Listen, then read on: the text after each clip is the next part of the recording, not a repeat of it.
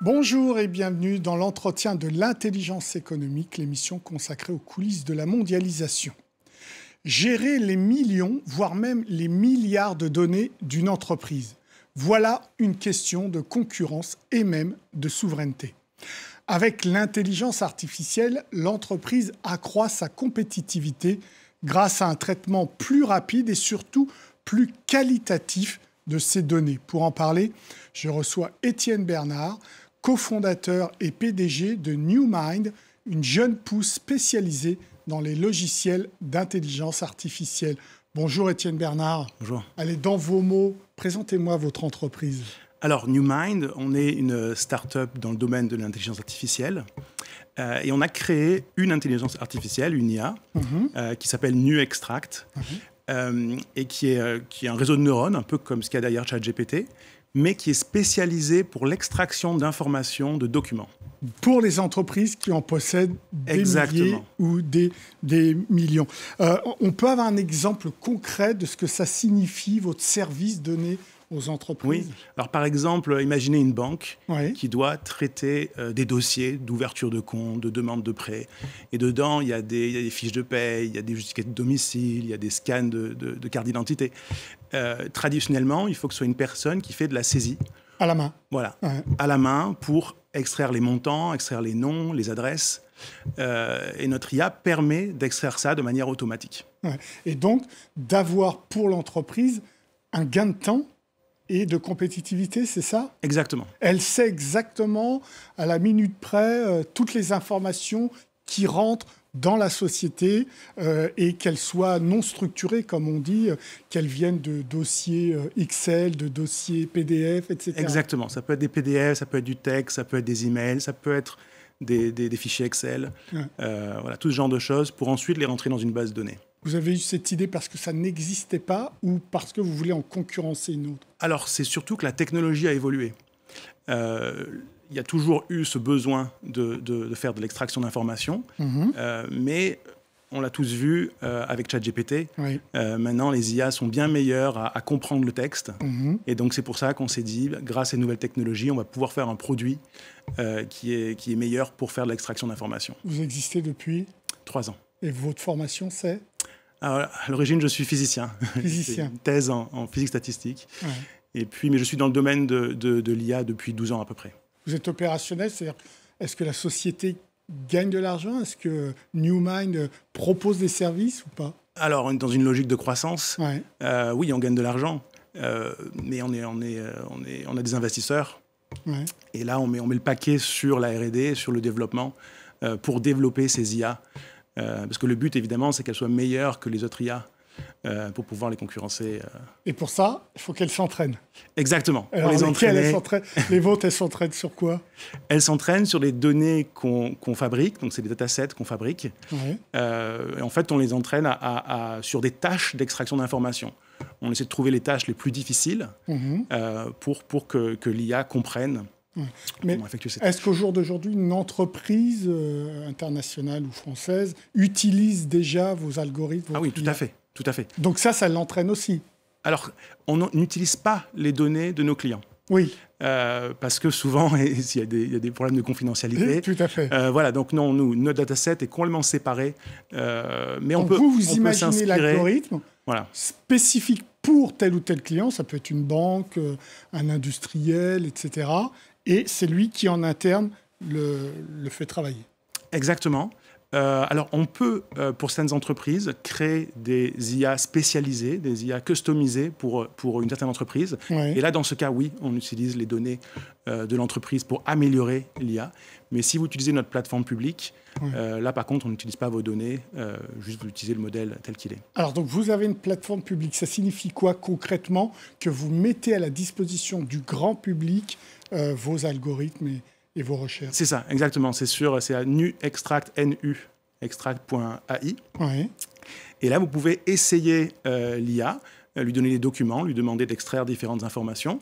Et quand vous êtes content, vous pouvez utiliser cette IA par API, c'est-à-dire de manière programmatique. Vous faites des appels pour qu'une machine envoie un document, un ordinateur envoie un document sur notre plateforme. Et en retour, on a l'information qu'on dit structurée, donc qui est prête à mettre dans une base de données. Donc, par exemple, moi, je suis journaliste, j'ai des milliers de revues de presse, je les envoie chez vous via votre plateforme, et après, je peux lui demander d'extraire des informations particulières, c'est ça? Exactement, exactement. Et donc, l'industriel aussi peut le faire? Absolument, Ouais. absolument. Et je suppose que vous avez une version, donc la version grand public est gratuite, c'est ça? Alors, pour jouer avec l'IA, pour tester, ça c'est gratuit. Ensuite, c'est une fois qu'on l'utilise en production, c'est-à-dire qu'on donne des grands volumes, des grandes quantités de documents, c'est là et on fait payer au nombre de documents. D'accord. C'est là que ça devient une version privée et payante. Alors là, on considère ça encore public parce que les données passent par chez nous. Ouais. Après, on a la version privée de la plateforme qu'on met chez l'entreprise. D'accord. Et là, les données, on n'y a pas du tout accès. En quoi ça va être un élément prépondérant dans la concurrence demain? Alors, c'est une tâche qui est importante, l'extraction d'informations. C'est aussi, on a besoin d'avoir une très haute qualité de l'extraction. On ne veut pas mettre des mauvaises données dans sa base de données. Et donc, c'est pour ça qu'il y a besoin d'une IA qui est très bonne là-dessus. Donc, ce sera incontournable pour les entreprises demain dans la conquête des marchés? Complètement. Complètement. C'est une tâche importante qui n'est pas encore résolue. C'est-à-dire qu'il n'est pas encore résolue. Voilà, ça veut dire qu'il y a encore des documents et des informations qu'on n'arrive pas à extraire de manière certaine. Question de format technique de ces informations ou ça vient souvent, il y a des erreurs. Des erreurs de l'IA. Voilà. L'IA se trompe. Donc l'idée, c'est plutôt de corriger les erreurs de l'IA. Nous, c'est une IA, mais notre idée, c'est d'en faire moins que les IA généralistes. Oui. Notamment, les IA généralistes ont un peu un point faible. Ouais. Elles ont tendance à vouloir toujours répondre quelque chose, même quand l'information n'est pas présente. Elles mentent? Oui. C'est ce qu'on appelle des hallucinations. Ouais. Vous demandez une adresse dans un contrat, et l'adresse n'est pas là. Mais l'IA, un peu comme un bon élève, a toujours envie de répondre, et donc donne une fausse adresse. Et donc, votre techno va permettre d'éviter ces erreurs-là. Exactement. Parce que dans le cas général, c'est dur à résoudre, ce problème d'hallucination. C'est dur d'expliquer à une IA de dire « je ne sais pas ». Mais nous, dans notre tâche particulière, on a réussi à lui apprendre à dire « je ne sais pas ». D'accord. Et donc, c'est-à-dire que votre travail est très spécifique, secteur par secteur industriel, voire entreprise par entreprise. Alors oui, c'est ça, il y a un peu les deux. On fait attention d'avoir des données qui couvrent tous les secteurs industriels. Et ensuite, quand on travaille avec une entreprise, on peut spécialiser sur les données de l'entreprise pour améliorer les performances. Et en quoi c'est une technologie qui va poser des questions de souveraineté économique? Alors ça, c'est la question de souveraineté, elle est là pour nos clients. Et c'est avant tout pour la confidentialité des données, pour le respect de la vie privée des informations qui peuvent être à l'intérieur. Donc effectivement, ils préfèrent avoir un service qui est en France ou en Europe. Mais dans notre cas, vu qu'on offre cette plateforme privée, là, il n'y a plus vraiment de problème, parce que c'est directement dans l'entreprise. Donc voilà. Alors vous êtes franco-américain, c'est ça? C'est ça, depuis récemment. et donc, vous avez connu une expérience aux États-Unis? J'ai vécu 12 ans aux États-Unis. Vous avez 12 ans. Et vous avez voulu créer cette entreprise ici. Pourquoi? Alors, c'est parce que mon cofondateur était en France, en France, à Paris. Et ensuite, on a plus recruté en France. Tout simplement parce que la qualité des ingénieurs est extrêmement bonne en France et les salaires sont moins élevés que meilleurs qu'aux États-Unis, les ingénieurs à salaire égal, largement. Ah ouais. Largement. C'est clair. Est-ce qu'il y a des concurrents dans ce secteur-là que vous avez creusé? Complètement. Alors, dans l'artificiel... Voilà, les géants. Qui se font la guerre. Dans l'extraction d'informations, il y en a un petit peu, mais personne n'a fait une IA, un réseau de neurones, qui est spécialisé pour l'extraction d'informations. En général, les gens prennent des IA généralistes, et essaient d'un peu les contenir pour qu'elles fassent correctement l'extraction. Mais nous, on est les seuls à avoir fait cette IA qui est spécialisée. Même aux États-Unis. C'est un peu notre avantage. Même aux États-Unis. Je pense qu'elles vont arriver. On a été étonnés la première fois qu'on l'a sorti. En plus, on les a sortis en format libre, en open source au début. Et en fait, non, il n'y a pas vraiment de... Et depuis Toujours pas. Et en Europe on attend la première. Non plus. Il y en a peut-être, mais qui ne sont pas très connus, qui sont pas très... En Grande-Bretagne, il n'y a pas de... Les gens, en général, se concentrent sur les IA généralistes.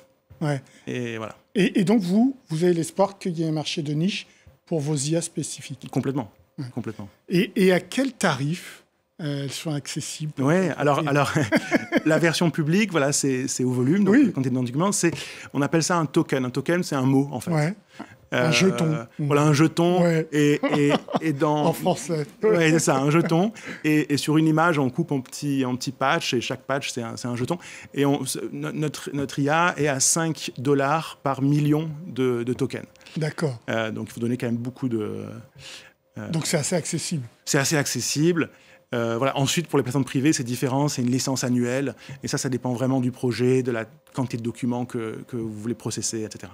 Merci beaucoup, Étienne Bernard, pour vos réponses. Avec plaisir. L'entretien de l'intelligence économique est terminé, évidemment. Vous pouvez retrouver cette émission sur france24.com, sur nos réseaux sociaux et sur nos podcasts. Au revoir.